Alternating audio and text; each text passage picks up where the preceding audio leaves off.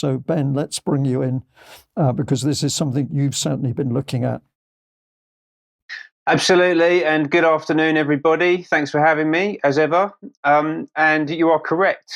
One of the ways, maybe the most powerful way that they have for implementing this new system that they've designed, chaos in the nation states. Their new system requires the nation state to be destroyed. What better way to do that than to distract the population, to turn us against each other, and to do that across every sphere of society, from the economic system to our cultural system to the media and absolutely everywhere else. I'm going to talk about this gentleman today to put some flesh on the bones of what I've just described to you. This is Sir Paul Roderick Clucas MARSHALL. He's a British hedge fund manager. He has an estimated net worth of over £800 million. And in 2024, he topped the Sunday Times giving list, donating £145 million over the last year to various different charities. So he's a big philanthropist. It's the term that they use for this kind of behaviour. Very politically active. He was originally a member and donor of the Liberal Democrats, and he wrote policy documents for them in the early 2000s. But in 2015, he left the party due to his support of Brexit, and then subsequently donated to the Brexit campaign and the Conservative Party. And he's become one of the most powerful figures in alternative or supposedly alternative media in the UK, as a major funder of GB News, the owner of Unheard. He also recently bought The Spectator. I'm just bounced ahead for some reason. Sorry about that. So he bought The Spectator for £100 million a couple of weeks ago. And he's also now in discussions to acquire The Telegraph. So he's building a really significant media empire on what would traditionally be called the right wing of the political spectrum.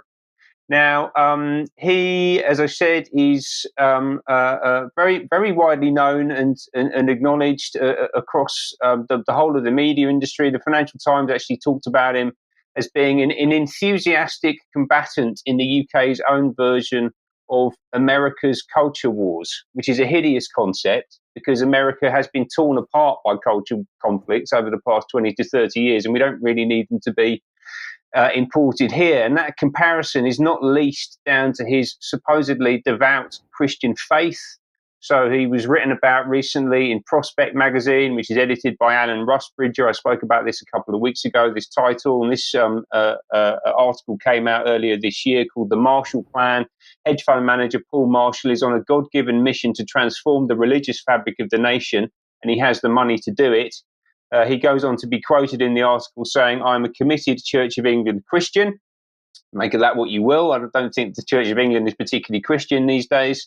And he also spoke at the LSE Marshall Institute, which is his own institute at the LSE, which was the LSE was created by the Fabian Society, who I'm going to talk about later in the show.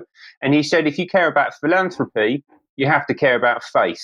Yeah. So this is the kind of direction, this is the angle that he's taking. But where does his money come from? Right? They all say follow the money. Where did this guy's £800 million fortune come from? And at least in part, it came from his relationship with George Soros. In 1997, he founded his hedge fund, Marshall Wace, with $25 million from George Soros, who he's the founder of Open Society Foundations. He's given away more than $32 billion to fund that network. He is one of the most well-known and established left-leaning globalist philanthropists on earth. His organization, Open Societies, is about opening up societies, breaking down borders, promoting mass immigration and the associated social and cultural transformation of our societies.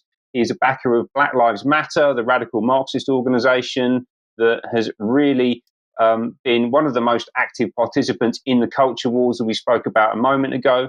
He also backed the International Rescue Committee, and these are just two organizations I'm going to mention. As I said, he's distributed $32 billion, so his name gets put against an unbelievable number of different NGOs and various different types of organizations. But IRC is particularly interesting to me because I've spoken about it quite a bit over the past few months. It's led by David Miliband, the brother of Ed Miliband, who's our current energy secretary.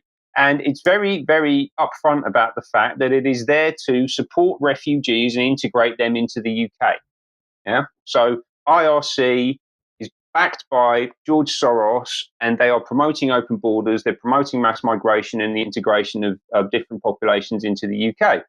But hang on a minute, that doesn't make any sense, because we just said that Soros backs Paul Marshall, and Paul Marshall is one of the main people behind GB News. And you can see on the GB News website that the migrant integration backed by IRC is called the migrant crisis, right?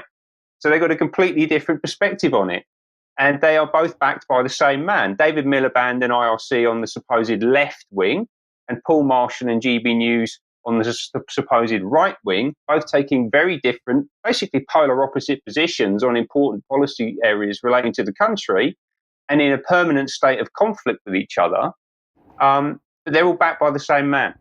Yeah, so we can see here we have Soros at the top. He's giving money to Miliband and to IRC on the left wing. On the right wing, he's providing money to Paul Marshall, who is GB News, Unheard, Spectator, etc., etc. And in the middle, what do we have?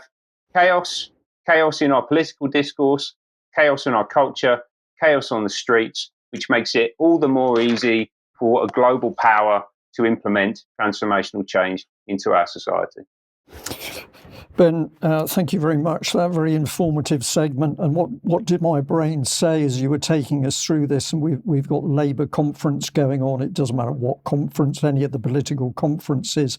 Where at that conference, we are to believe that the people standing on the stage, be it the Prime Minister or the ministers, are the people making policy in this country. And of course, this is complete nonsense, because as you've demonstrated, it's huge wealth and power external to politics, which is actually driving the whole agenda. And of course, people like Soros, he is just one. He's very well known, so maybe he gets more than his fair share of bad press. But what is he actually doing? He's helping to destroy society, to remake it in his desired image. So we need to watch this. But one thing we can be sure about is that these people are helping to foment wars, because they regard wars as helpful to the destruction of society, and we need society destroyed before we can